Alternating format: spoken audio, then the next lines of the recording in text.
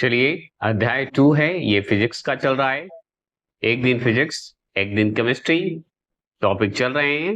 Biology का playlist बना हुआ है, इसी तरह केमिस्ट्री और फिजिक्स का भी प्लेलिस्ट बना हुआ है, लेकिन अभी दूसरा वीडियो है फिजिक्स का। केमिस्ट्री का एक वीडियो मैंने अपलोड किया है, कल केमिस्ट्री का दूसरा चैप्टर आएगा। याद रखिएगा, ये एनसीईआरटी आधारित ही है, और याद रखिएगा ये एनसीईआरटी आधारित बुक है, और जो कि आपको अरिहंत बुक से संबंधित है।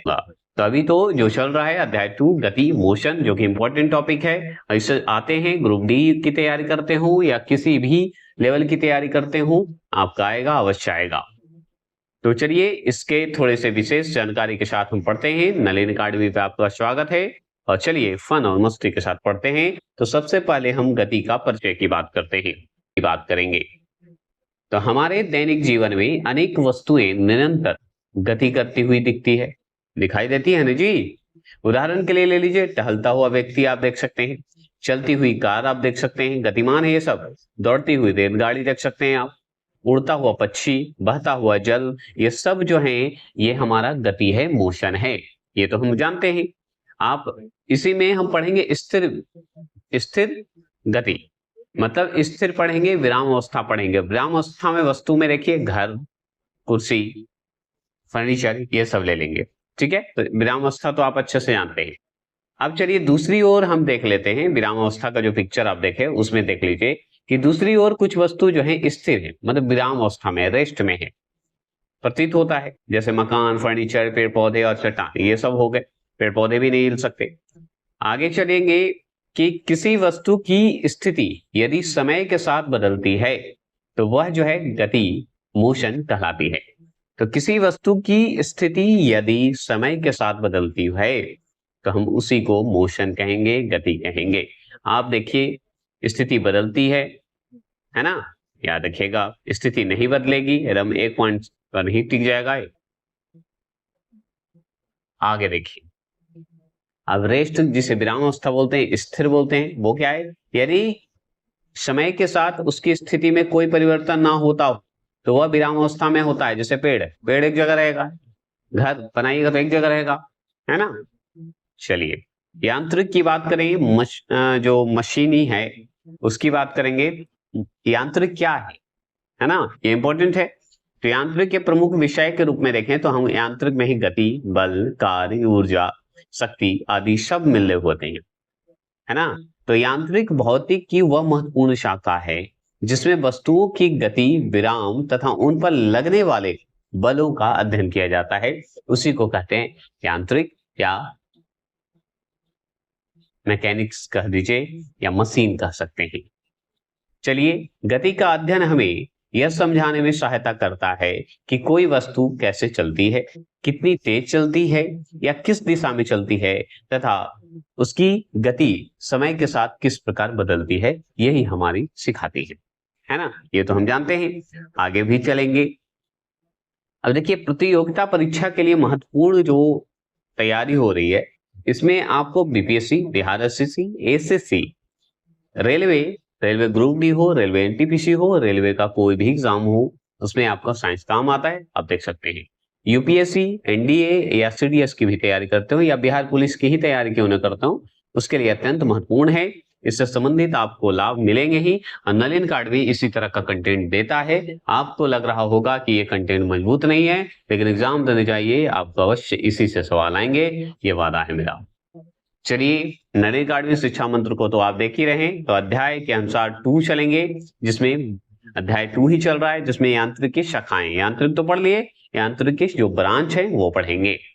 तो यांत्रिक की शाखाएं जो हैं, अब यहाँ पे स्टैटिक, स्टैटिक मतलब स्थैतिकी, स्थैतिकी रूप में होगा। इसमें स्थिर वस्तु के बारे में अध्ययन किया जाएगा, जिसे हम स्थैतिक बोलते हैं, विराम बोलते हैं, स्टैटिक बोलते हैं। जैसे में आप देख लीजिए, स्थिर वस्तु है ये। अब दूसरा पॉइंट हम यांत्रिक में पढ़ेंगे, गतिमान विज्ञान। डायनेमिक पढ़ेंगे, डायनेमिक मतलब गति का कारण बनने वाला कारक, जो कार है ना, याद रखिएगा। इसमें गति का कारण बनने वाला कारकों का अध्ययन किया जाएगा गति में, कि कौन कौन है। शुद्ध गतिकी, शुद्ध गतिकी क्या होता है? काइनेमेटिक्स बोल दीजिए। यह गति का कारण बनने वाले बलों के विमुख वस्तु जो होते हैं कि गति के अध्ययन से संबंधित होता है, विमुख होते हैं। बलों के बिना गति का अध्ययन मतलब ढकेल कर जो जाता है उसे कहते हैं शुद्ध गति। बल देकर आगे बढ़ते हैं, आगे चलेंगे, पीछे ढकेल के आगे बढ़ते हैं ना, उसी को विमुख वस्तु तक। अब गतिकी की बात करेंगे, काइनेटिक्स बोलिए। गतिकी, यह गतिशील पिंड पर बल एवं बलों के प्रभाव से संबंधित है। मान लीजिए एक वस्तु है, इस पुरुष ने इस वस्तु को ढकेला, उस पर प्रभाव पड़ा, तो गतिकी ही कला है ना, बिना ढकेले तो होगा नहीं तो वो स्थिर रहेगा। अब चलिए विराम तथा गति की बात करेंगे। विराम मतलब रेस्ट और गति माने मोशन, हम जानते हैं। तो इन दोनों में विराम तथा गति एक दूसरे से संबंधित हैं।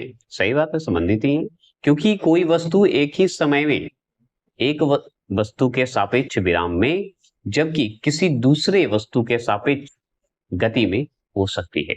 याद रखिएगा, आप मेरा वीडियो का स्पीड करके देख लीजिएगा, ठीक है।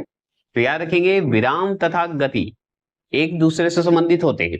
विराम तथा गति जो है, रेस्ट एंड मोशन, एक दूसरे से संबंधित हैं, क्योंकि कोई वस्तु एक ही समय में एक वस्तु के सापेक्ष विराम में मतलब स्थिर के सापेक्ष है, याद रखिए विराम में, जबकि किसी दूसरे वस्तु के सापेक्ष अगर गति में हो शक्ति है, तो हो सकता है कि वो विराम दिख रहा हो लेकिन ढकेलिएगा तो गति में भी दिखे। उसके सापेक्ष में अलग अलग है, विराम के सापेक्ष में कुछ होगा, गति के सापेक्ष में कुछ होगा, है ना। उदाहरण के लिए ले लीजिए कि दो कारें एक ही दिशा में समान वेग से चल रही है, एकदम चल रही है, तब ये एक दूसरे के सापेक्ष विराम में होते हैं। मतलब समान वेग में चलेगा तो ये विराम में है, एक दूसरे के सापेक्ष है, एक दूसरे के साथ चल रहा है ना। परंतु पेड़ पौधों तथा सड़क पर चलते व्यक्ति के सापेक्ष में कारें गति में होती है। मतलब कि पेड़ क्या है, रुका हुआ है, आदमी जो है स्लो चल रहा है, तो कार तो आगे निकलेगा ना जी, तो कार तो गति में हो गया। बस ऐसे ही समझ गए एग्जाम्पल। मतलब कि अगर कार दोनों समान रूप से चल रहा है, एक ही रास्ते में चल रहा है, तो भाई एक ही समान वेग में चलेगा तो वो आपका विराम में होगा। लेकिन जैसे ही पेड़ को पार कर रहा है, व्यक्ति को पार कर रहा है, तो कार जो है हमारा स्पीड है ना, गति में चल रहा है। चलिए, एक दूसरे के सापेक्ष विराम में आपको दिख रहा है, आप पेड़ पौधे और व्यक्ति के सापेक्ष में गति कर रहा है हमारा कार ही है, याद रखिएगा। अब विराम अवस्था की बात करेंगे, रेस्ट की बात करेंगे। तो विराम अवस्था में वस्तु अपने परिवेश के संदर्भ में समय के साथ स्थिर परिवर्तन नहीं करती है। विराम में तो यही है कि ना, अपनी स्थिति परिवर्तन क्यों करेगा भाई, स्थिर नहीं रहेगा ना। उदाहरण के लिए मेज पर रखी वस्तु ये क्यों जाएगी, स्थिति कैसे बदलेगी जब तक हम पकड़ के नहीं ले जाएंगे इसको, तो विराम में है। अगर गति की बात करें, मोशन की, तो गति में जो है वस्तु अपने परिवेश के संदर्भ के समय में मतलब संदर्भ में समय के साथ जो है स्थिति परिवर्तन करता हो। तो सही बात है, मछली को पानी में रख दीजिए तो अपना तो मोशन बदलते रहता है ना, गति तो करते रहता है। जल में तैरती मछली, ये है स्थिति जो है इसकी बदलती रहती है, स्थिरता ये नहीं रहेगा, स्थिर कैसे रहेगा, है ना, गति मोशन, याद रखिए। नोट में थोड़ा सा लिख लीजिए कि किसी वस्तु की गति या विराम हमेशा जो है रेफरेंस मतलब संदर्भ पर निर्भर करता है, उस पर डिपेंड करता है कि वो निर्जीव है कि जीवित है ना। संदर्भ बदलेगा मतलब मान लीजिए उसका रेफरेंस बदलेगा तो विराम और गति भी बदलेंगे, याद रखना है। चलिए, बदल सकती है, ये ध्यान। अब मोशन कहां चल रहा है, तो इसमें जो टॉपिक है पिंड की गति के प्रकार, इसी में है। तो पिंड के गति के प्रकार की हम बात करेंगे, तो गति के प्रकार में हम देखेंगे उदाहरण सहित व्याख्या भी हम करेंगे। तो इसमें गति के प्रकार में हम तीन रूप से, ऐसे चार हैं जिसमें तीन रूप से सरल रेखीय तथा स्थानांतरित गति एक हो गया, दूसरा वृत्तीय गति होता है, तीसरा घूर्णन गति होती है, चौथा आवृत्ति या दोलन या कंपन गति भी कहते हैं। तो आगे हम पढ़ेंगे सरल, रेखीय तथा स्थानांतरित गति पढ़ेंगे। जब कोई कण एक सरल रेखा में गतिमान होता है तो उसकी गति जो है सरल रेखीय गति कहलाती है। जैसे में प्रकाश के कणों की गति, याद रखना है। जैसे में आप देख लीजिए ये गति कर रहा है, तो ये प्रकाश के कणों में गति ही कर रहा है, तो ये सरल रेखीय तथा आप कह सकते हैं कि सरल रेखीय रूप से चलता है। रेक्टिलाइनर मोशन भी बोल सकते हैं। चलिए आगे चलेंगे, स्थानांतरित की बात करते हैं। तो जब एक वस्तु, मतलब जिसमें कण नहीं है, याद रखिएगा, एक सीधी रेखा में गतिमान होता है तो उसकी गति, स्थानांतरित गति मतलब ट्रांसलेटरी मोशन कहलाती है। क्या कहलाएगा? ट्रांसलेटरी मोशन कहलाएगा। जैसे में कार की सीधी सड़क पर गति करना, देख रहे हैं, यही हमारा स्थानांतरित गति है। स्थानांतरित हो रहा है, सीधा चल रहा है भाई। चलिए अब बात करते हैं पॉइंट नंबर 2, वृत्तीय गति। वृत्तीय गति क्या है? तो इसमें देखिए, नॉर्मल बात है, सर्कल है तो सर्कल मोशन होंगे, आप कर सकते हैं, या सर्क्यूलर मोशन बोल दीजिए, वृत्तीय गति है। तो जब कोई कण किसी वृत्तीय या वृत्ताकार मार्ग पर गति करता है तो उसकी गति जो है वृत्तीय गति कहलाती है।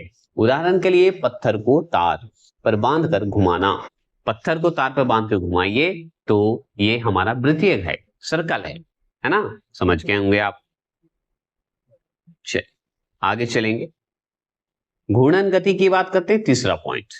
घूर्णन में हमारा घर में जो पंखा है उसको देखिए, याद कीजिए, और घूर्णन गति याद कीजिए, रोटेटरी है ना, रोटेट करता है, रोटेट मोशन भी बोल सकते हैं। तो जब कोई वस्तु एक निश्चित अक्ष में या अक्ष के परितः, मतलब अपने केंद्र के परितः, यह अक्ष वस्तु से भी गुजर सकता है। क्या करता है? यह अक्ष वस्तु से भी गुजर सकता है। एक वृत्तीय पथ पर गति करती है तो उसकी गति जो है घूर्णन गति कहलाती है। ठीक है, रोटरी मोशन कहलाती है। तो घरों में पंखों की गति, ये समझिए घूर्णन गति कहलाता है। अब बात करते हैं आवृत्ति या दोलनी या कंपनी गति कहलाता है। तो याद रखिएगा कि जब कोई वस्तु किसी निश्चित बिंदु के इधर उधर गति करती है तो उसकी गति आवृत्ति या दोलन गति कहलाती है। उदाहरण के लिए सरल लोलक की गति, याद रखिएगा, यह आवृत्ति कहलाती है। अब इसी में कंपन की बात करेंगे, मतलब दोलन आवृत्ति तो पढ़ दिए, अब कंपन की बात करते हैं, वाइब्रेट मोशन की बात करेंगे। यदि दोलनी गति, मतलब आवृत्ति गति भी बोल सकते हैं, में आयाम बहुत कम होता है, जैसे कि वायलिन या गिटार ले लीजिए, उसमें कंपन के बिना आवाज तो निकलेगा नहीं, तो तार पे डिपेंड करता है, तो उसकी गति जो है कंपनिंग कहलाती है। कंपनिंग गति वाइब्रेटरी मोशन कहलाता है। उदाहरण वायलिन का गिटार, इस सरल लोलक की गति देख सकते हैं, एक यहाँ पे ले लीजिए, ये तार है, यहाँ से घूमेगा ऐसे टन टन टन, देखे होंगे, घड़ी देखे होंगे आप। चलिए नोट थोड़ा सा कर लीजिए कि गति का प्रकार जानना भौतिक के अध्ययन में महत्वपूर्ण है, क्योंकि प्रत्येक गति के नियम एवं समीकरण अलग अलग होते हैं। तो गति के अलग अलग समीकरण होते हैं, ये बात ध्यान रखना है।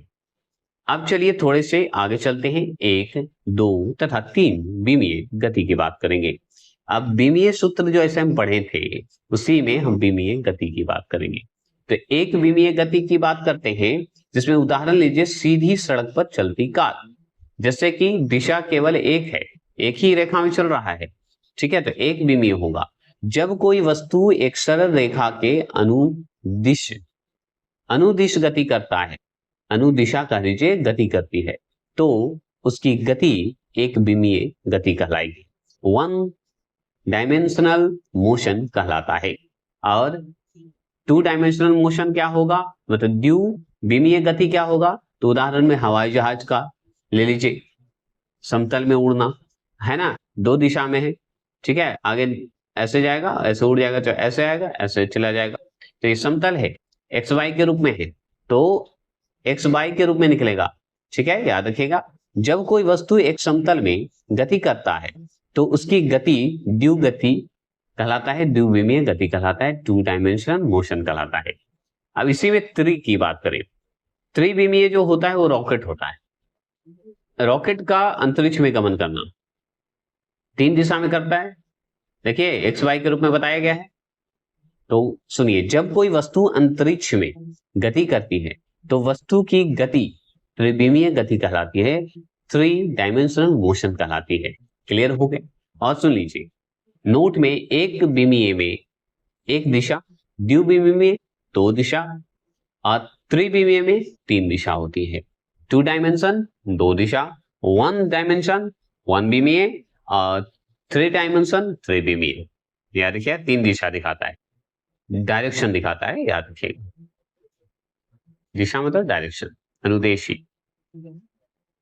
अब चलते हैं डे टू डे साइंस की बात करते हैं, जिसमें आते हैं, जिसमें हम हमेशा इस्तेमाल करते हैं, हमेशा जानते हैं। मान लीजिए सड़क पर दौड़ती कार, सड़क पे दौड़ रही है कार की गति तथा मुक्त रूप से गिरते एक पिंड की गुरुत्वीय त्वरण के अंतर्गत गति जो करती है वो एक विमीय गति के उदाहरण है।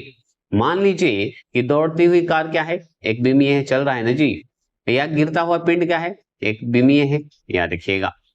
अब देखिए सूर्य के चारों ओर घूमते ग्रहों की, सूर्य के चारों ओर जो सूर्य है, सूर्य के चारों ओर ग्रह घूम रहा है, तो ये द्विविमीय गति का उदाहरण द्विविमीय है। ये डायरेक्शन 2 तरफ से है, याद रखिएगा। आगे तो सूर्य है, ऊपर से सूर्य का ग्रह कर रहा है ना, याद रखिएगा।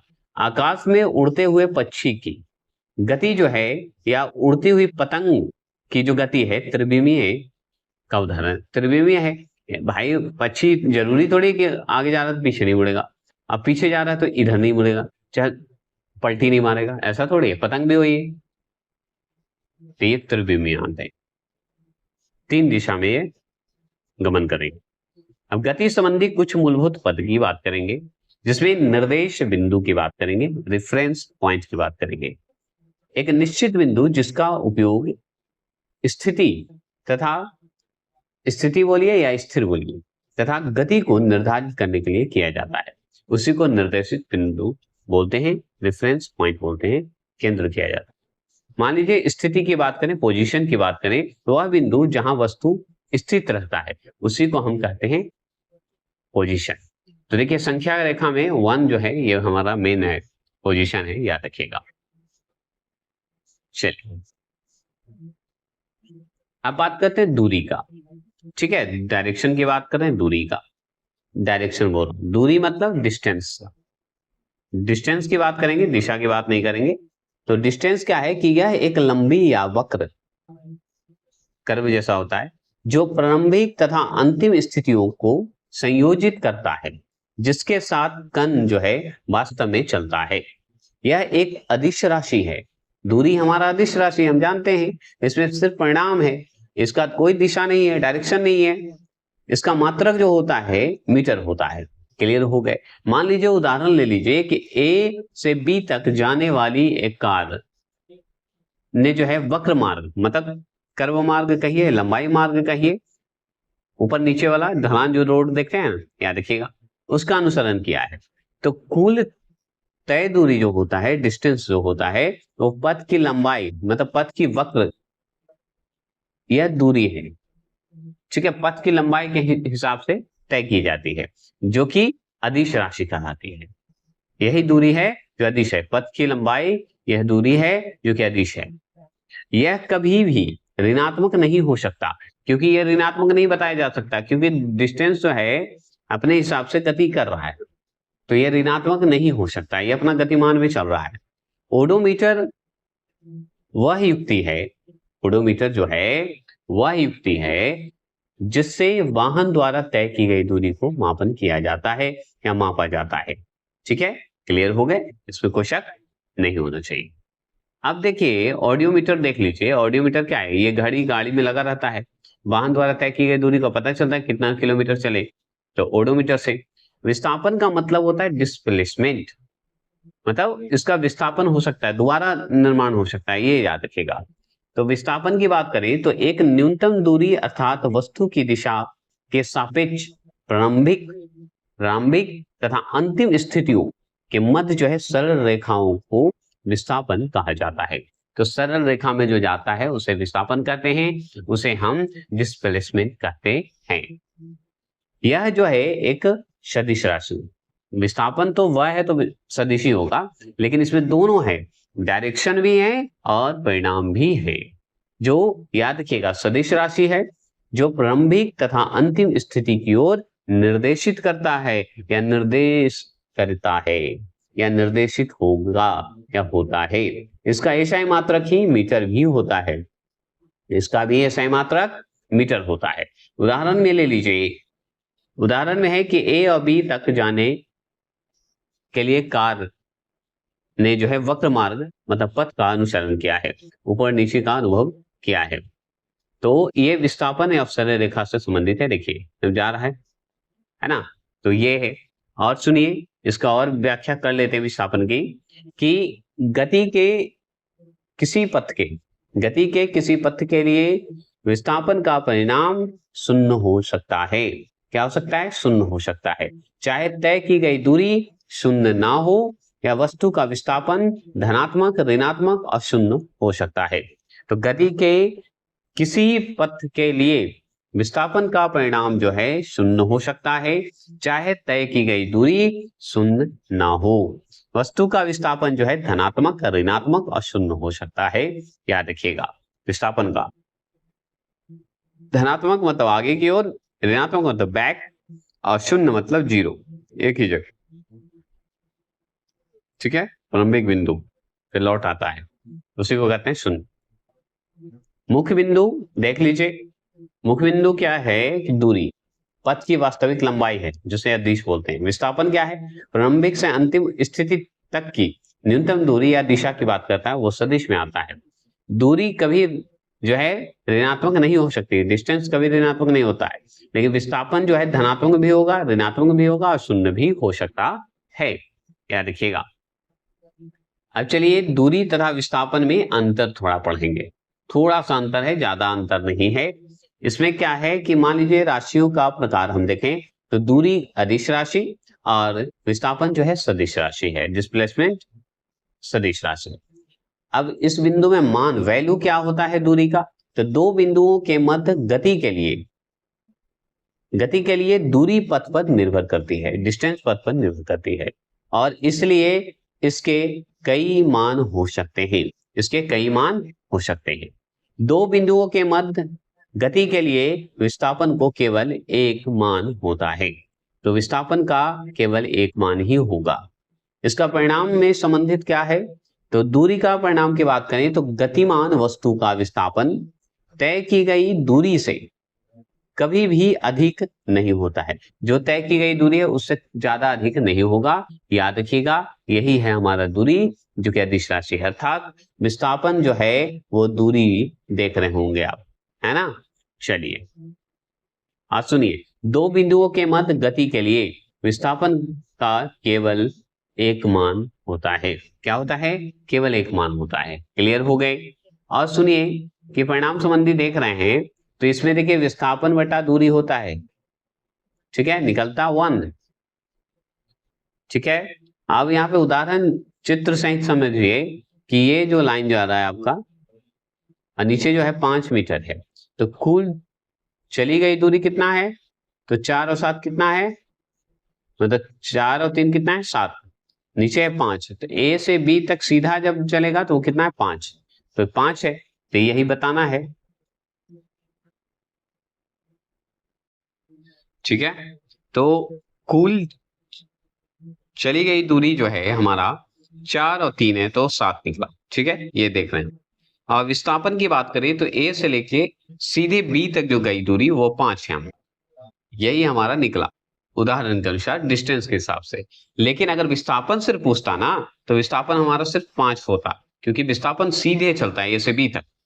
यही है हमारा विस्थापन बटा दूरी, है ना, यही निकलता है। और भी है, और डिटेल दे सकता हूं, लेकिन मैं चाहता हूं कि डिटेल लास्ट में दूंगा क्योंकि उसमें आपको बोर फील ना हो। अभी पढ़ ले रहा हूं, ठीक है। विस्थापन का परिणाम जो है शून्य हो सकता है, भले ही तय की गई दूरी शून्य ना हो।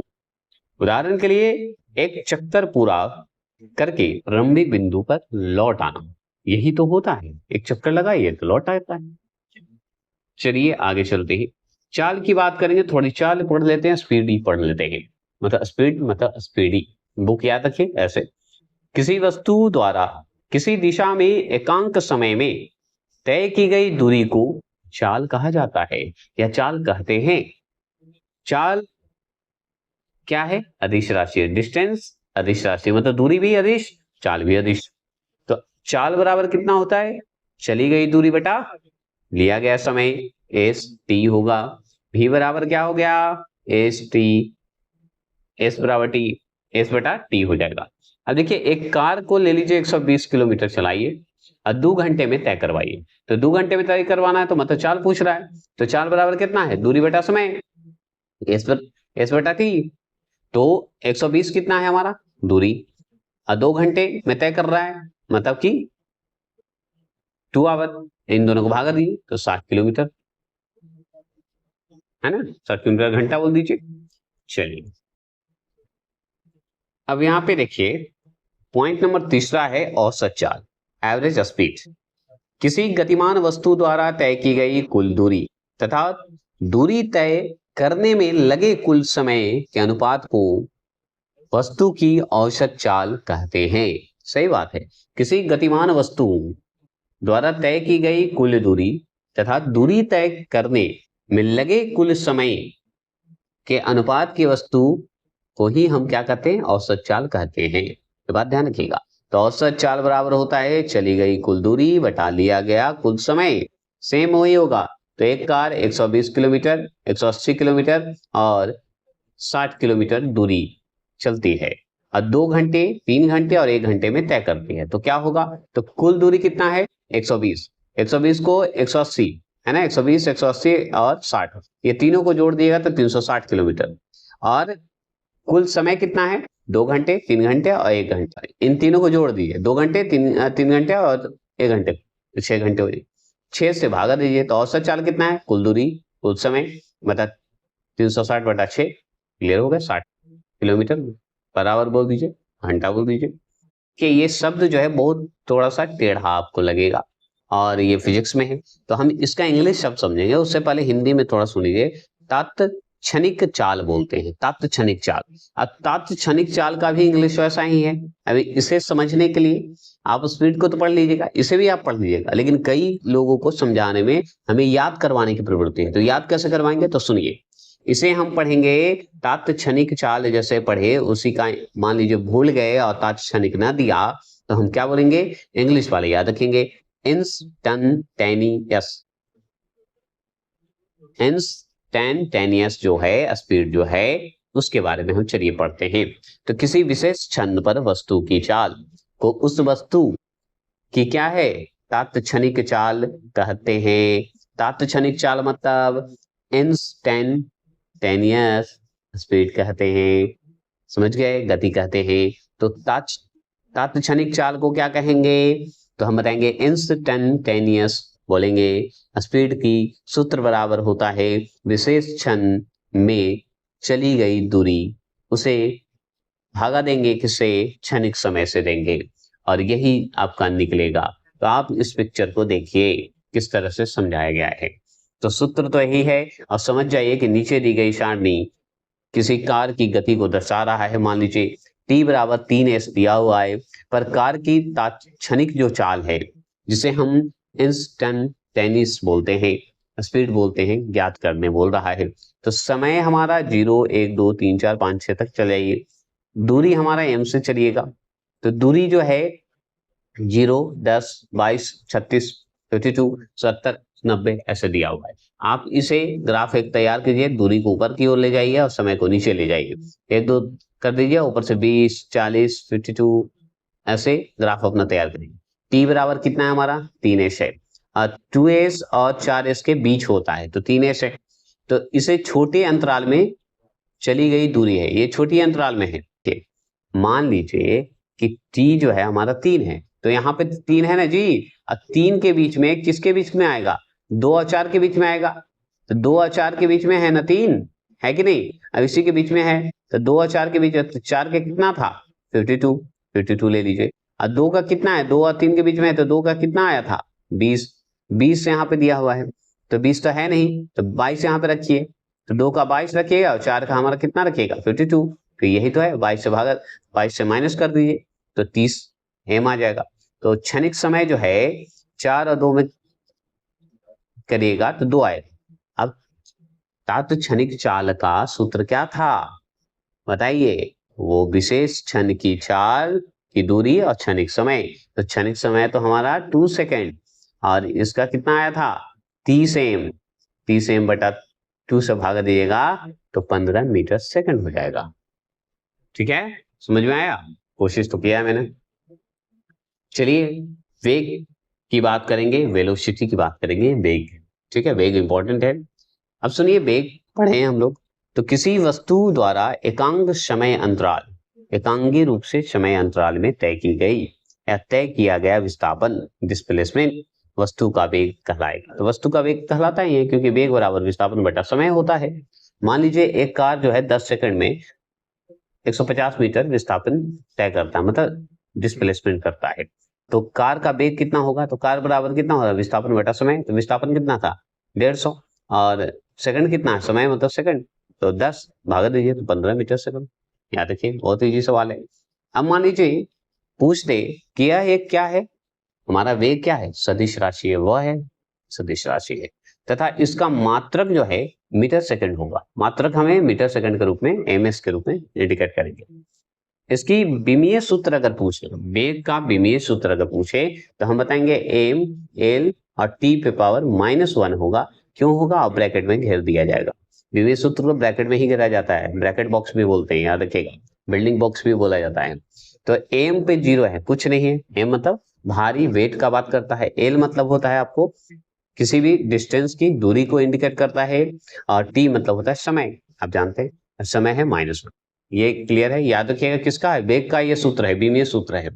अब वेग पढ़ रहे हैं, तो यदि वस्तु का वेग में परिवर्तित, मतलब चेंज जो होता है कर दिया जाए, तब वस्तु की चाल या गति की दिशा अथवा दोनों बदल सकता है। दोनों बदल जाता है, चाल भी गति भी बदल जाएगा। यदि वस्तु का वेग धनात्मक है तो मूल बिंदु के दाईं ओर गति करेगी। अगर धनात्मक रहेगा तो दाईं ओर गति करेगा वेग। अगर यदि वस्तु का वेग जो है ऋणात्मक है, वेग अगर ऋणात्मक है, नेगेटिव है, तो वस्तु का मूल बिंदु भी वायु ओर गति करती है। अब सोचिए कि कोई व्यक्ति, मान लीजिए कोई पॉजिटिव है, तो पॉजिटिव की ओर सोचेगा कि हमको ये करना है, किसी के बारे में बुरा नहीं सोचना है, अच्छा करना है, अपने कर्मों के हिसाब से फल कमाना है, ये। और जो निगेटिव है, वो निगेटिव व्यक्ति क्या है? वो मुझे धोखा दिया, मैं उसे धोखा दूंगा। उसने मेरे घर में चुगलखोरी की, मैंने भी चुगलखोरी की। तो जैसा प्रवृत्ति वैसा प्रवृत्ति की ओर मुड़ता है। उसी तरह अगर धनात्मक लोग रहिएगा तो दाईं ओर बढ़िएगा ना जी, दाईं ओर भगवान की ओर, और बाईं ओर नेगेटिव की ओर, राक्षस की ओर। तो ये ऋणात्मक है, समझ गए? तो ये कहा जाता है ना, दायां बायां देख के बैठो भाई।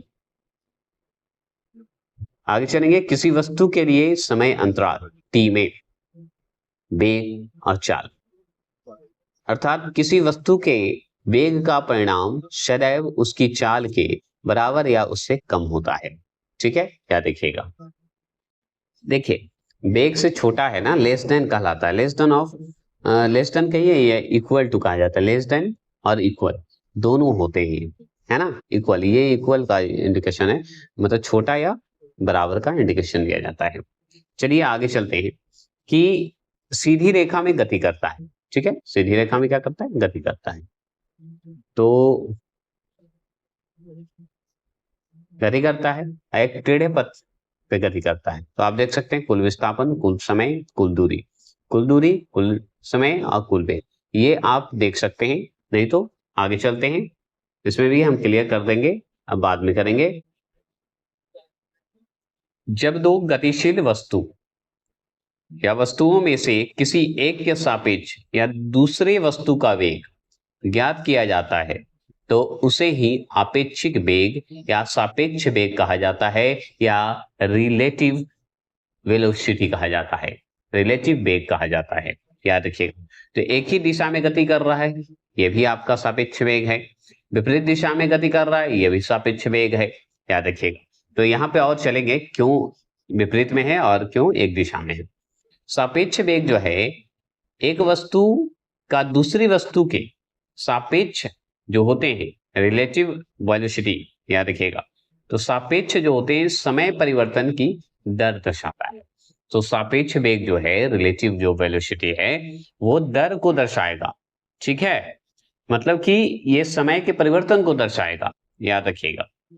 यदि दो वस्तु ए और बी क्रमशः आपके पास है और वेलोसिटी को भी से इंडिकेट करिएगा, तो भी ए व भी बी वेगों से जो है एक ही दिशा में चल रहा हो, तो उसे हम सापेक्ष वेग कहेंगे। तो सापेक्ष वेग जो होता है, जो एक दिशा में चलेगा ना, तो उसे हम माइनस के रूप में कहेंगे। तो सापेक्ष वेग बराबर होता है, रिलेटिव वेलोसिटी बराबर होता है va माइनस vb।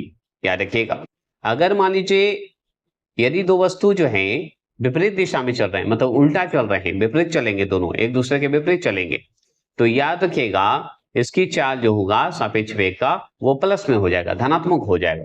ठीक है, क्या हो जाएगा? धनात्मक हो जाएगा। मतलब सापेक्ष वेग बराबर हो जाएगा va प्लस vb। क्लियर हो गए?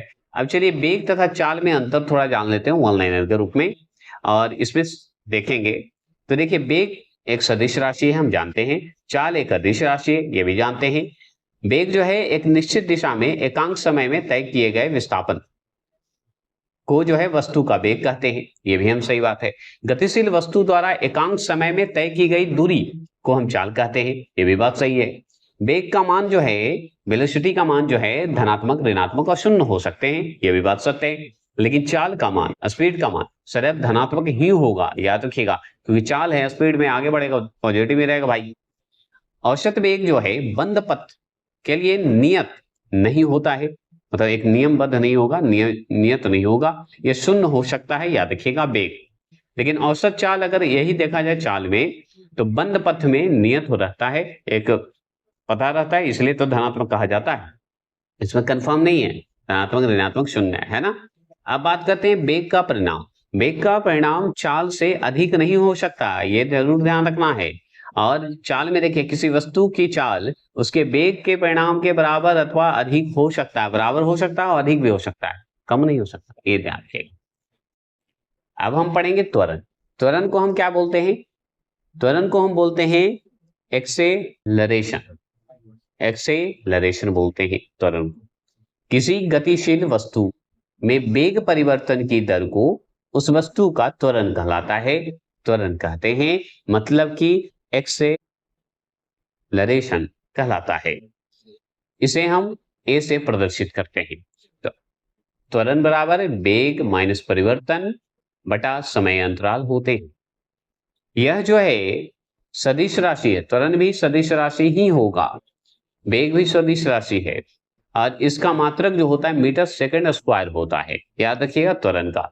तो ये जो ट्रायंगल का देख रहे हैं और भी देख रहे हैं, तो ये वेग का परिवर्तन बताता है, ये ट्रायंगल टी देख रहे हैं समय का परिवर्तन दिखाएगा, बस इतना ही ध्यान रखना है। अब त्वरण की कुछ और भी जानकारी ले लेते हैं कि यदि किसी वस्तु का समान अंतराल जो है टी में, और वेग जो है यू समझ रहे हैं, जो कि हम पहला टॉपिक अगर मेरा पढ़े हैं तो समझ गए, यू में, यू से लेके भी को जाता है, यू से लेके भी को। यू मतलब होता था जो प्रारंभिक वेग होते थे, और भी मतलब होता है अंतिम वेग। ठीक है, याद रखिएगा। तब जो है वस्तु का त्वरण होगा। तो वस्तु का त्वरण मतलब ए से इंडिकेट करेंगे। ए बराबर क्या होता है? अंतिम वेग, अंतिम वेग को भी कहेंगे, माइनस प्रारंभिक वेग मतलब यू कहेंगे, बटा समय अंतराल, समय अंतराल होंगे, तो भी माइनस यू बटा टी, ऐसे याद रखिएगा। अगर और त्वरण की बात करें, तो यदि वस्तु का वेग समय के साथ बढ़ रहा है तो त्वरण जो है धनात्मक होता है, और यदि वस्तु का वेग समय के साथ घट रहा है, अर्थात यू की तरफ आ रहा है, तो त्वरण ऋणात्मक होता है। त्वरण क्या होगा? ऋणात्मक होगा। इस ऋणात्मक त्वरण को ही मंदन कहते हैं। ठीक है, क्या कहते हैं? मंदन कहते हैं।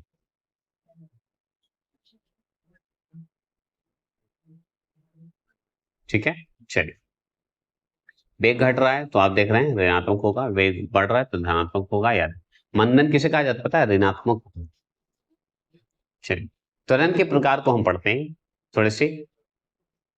तो त्वरण के प्रकार आप देख सकते हैं कि एक समान त्वरण होते हैं, असमान त्वरण होंगे, औसत त्वरण होंगे, और वही जो वेग में हम पढ़े थे तत्क्षणिक त्वरण होंगे। तो एक समान त्वरण की हम बात करेंगे। ठीक है, तो यदि किसी वस्तु के वेग में समान समय अंतरालों में समान परिवर्तन होता है, तो वस्तु का त्वरण जो है एक समान त्वरण कहलाएगा।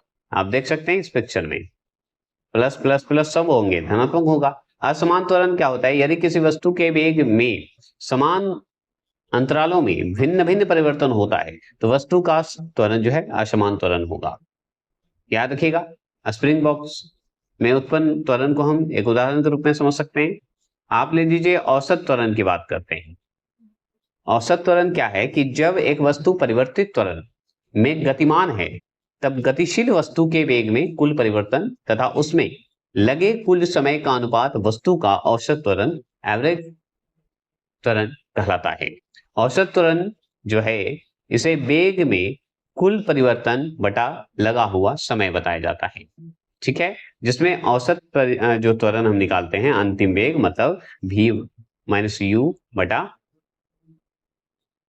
टी लगाते हैं, कुल समय है। चलिए, धनात्मक ऋणात्मक अतः शून्य हो सकता है। तात्क्षणिक त्वरण की बात करते हैं तो किसी विशेष क्षण पर वस्तु की गति में त्वरण तात्क्षणिक त्वरण कहलाता है। क्लियर हो गया? यदि दिए गए समय अंतराल में वस्तु का वेग परिवर्तन जैसे a बराबर dv बटा dt बराबर 0 शून्य है तो एक समान गति में त्वरण नहीं होगा। क्लियर हो गया?